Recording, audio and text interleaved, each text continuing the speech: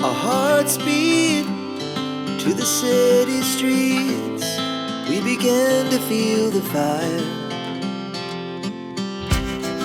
We rise like tall buildings as the chemicals they take us higher. The night's young and it's just begun as she puts her hand in mine. We wanna chase the night, wanna dance to the light, pull stars from the sky, just two hearts running wild. Never sleep, never stop, as we shout from the top. We're gonna. Hello everyone, welcome back to the new blog. આજના નવા બ્લોગમાં તમારા સૌનું સ્વાગત છે. આજે છે 20 April, આજે છે રવિવાર અને અત્યારે આપણે છીએ વનરાવન રિસોર્ટમાં. તો સવારનો વ્યૂ કંઈક આવો છે. આ જો સ્વિમિંગ પુલ મસ્ત મજાનું છે. કાલે ખબર નહીં દેખાણું હોય કે ન હોય. પછી નીચે બધી છે ને ટેન્ટ છે અલગ અલગ પ્રકારના. અને આ બાજુ જો એડવેન્ચર છે, આ બાજુ મસ્ત નાનું એવું ગાર્ડન છે, છોકરાને લસરપટ્ટી, હિંચકા અને ફોટોગ્રાફીનું છે. અને આ બાજુ છે ભોજનાલય. તો એવું છે. બધાનું આજના નવા વ્લોગમાં સ્વાગત છે. આઈ હોપ કે પણ રસ્તામાંથી હાલો આ ડાહોળું ચાલુ એને કરતાં. તો અત્યારે વાગી ગયા છે 7:30 અને સવારનું આપણે સનલાઇટ લઈ લેવી મસ્ત મજાની. ચાલો થોડીક ઘણી ફોટોગ્રાફી પણ કરશું કારણ કે સાંજે થોડુંક છે ને લેટ થઈ ગયું હતું. અને આપણને બ્રેકફાસ્ટ તો 8-8:30 મળવાનો છે.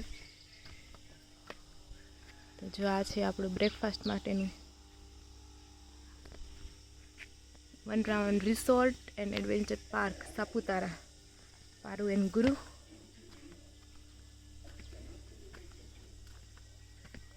આ છે આપણે એન્ટ્રી પોઈન્ટ, પાર્કિંગ.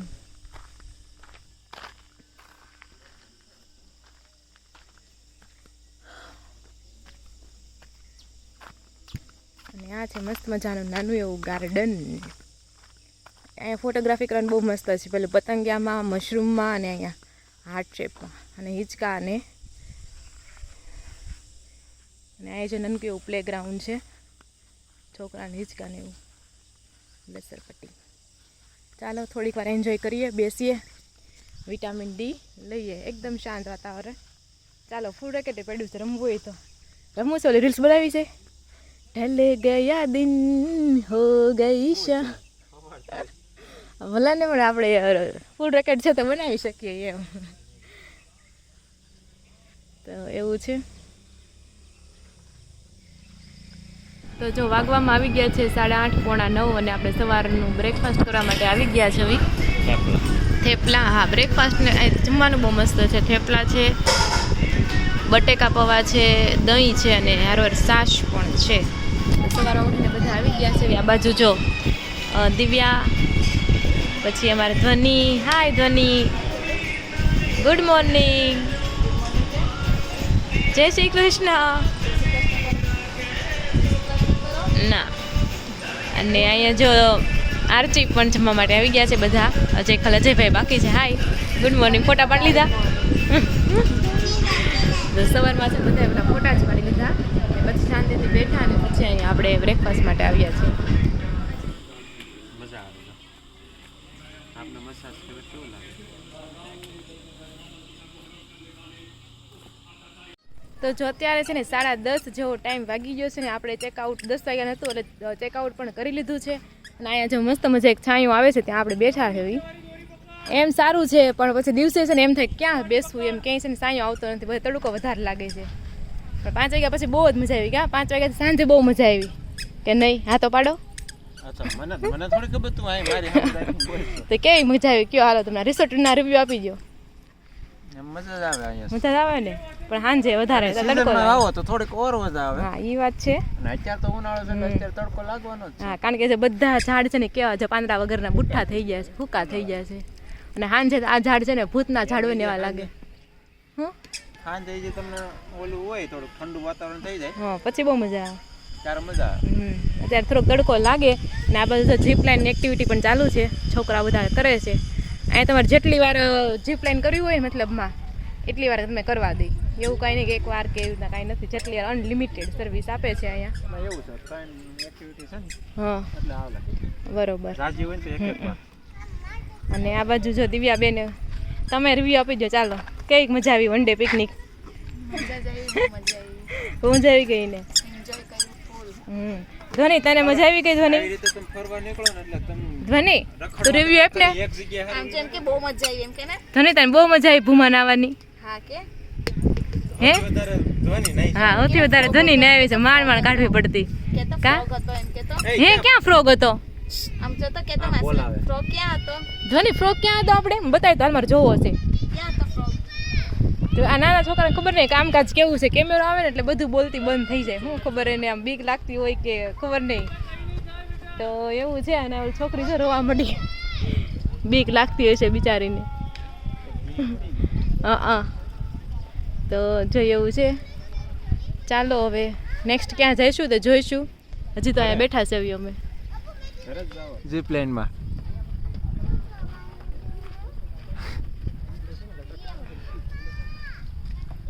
ધોની ક્યાં જવાનું છે તારે? હે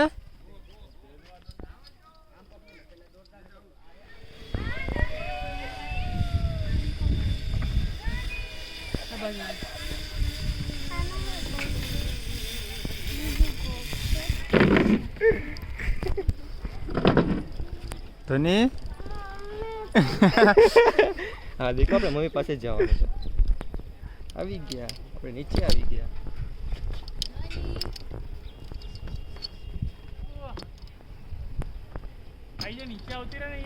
ના કાલ આવે ને એટલે જો દીકો ન ઉભી ના મને અહીંયા મજા તો હાથ થોડો બીક લાગે. મજા આવી ધોની? મજા આવી. ધોનીએ પહેલી વાર ઝીપ લાઈન કરી એમ ને? કેવું કેવું કર્યું ધ્વનિ? છમ ગયું ને છુમ થઈ ગયું. તો જો અત્યારે વાગી ગયા છે 12 અને બપોરના 12 વાગ્યા આપણે બાય બાય કરી રહ્યા છે રિસોર્ટને. તો ચાલો લેટ્સ ગો. અને રોનકે જો ગાડીમાં જઈને કઈના ઇંતજાર કરી રહ્યા છે. એને તો ક્યારનું નીકળવું હતું, અમે પણ ઘડીક કરીને 12 વગાડ્યા. કારણ કે છાંયડે બહુ મસ્ત પવન આવતો હતો, મજા આવી બેસવાની. તો ચાલો મળીએ. ધ્વનિની તો બોટલ પાણીની ભરીને આવે છે, પછી જઈએ. ચાલો